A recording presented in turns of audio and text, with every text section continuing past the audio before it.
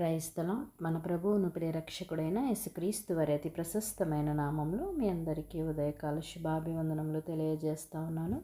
ఈ దినం కొరకు ఏర్పాటు చేయబడిన నూతన నిబంధన పాఠ్య భాగము కొరింథీయులకు రాసిన మొదటి పత్రిక 1వ అధ్యాయము 9వ వచనము. యేసుక్రీస్తు అను తన కుమారుని సహవాసమునకు మిమ్మను పిలిచిన దేవుడు నమ్మదగినవాడు. ఈ వాక్యమును మనము గమనించినట్లయితే క్రైస్తవులు లోకస్తులకు వేరుగా ప్రత్యేకత కలిగి దేవుని సొత్తుగా జీవించుటకు పిలువబడిన వారిని అపోస్తులుడైన పౌలు భక్తుడు కొరింథీ సంఘానికి తెలియజేస్తూ ఈ మాటను పలికినట్లుగా మనం చూస్తూ ఉన్నాము.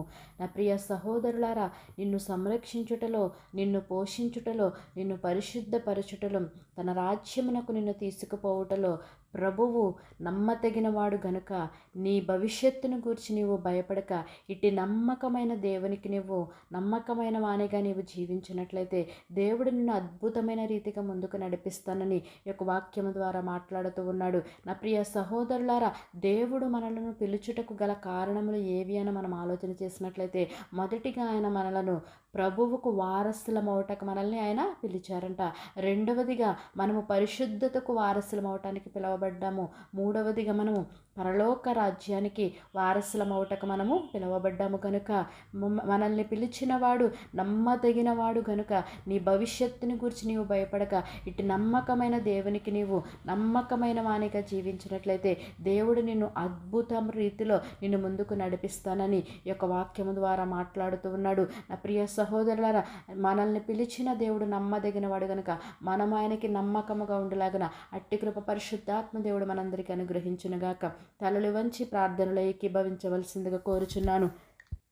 మహోన్నతుడును మహాగణుడైన మా ప్రియ పరలోకపు తండ్రి, నీ ఘనమైన శ్రేష్టమైన నామానికి స్తోత్రములు చెల్లిస్తా ఉన్నాము.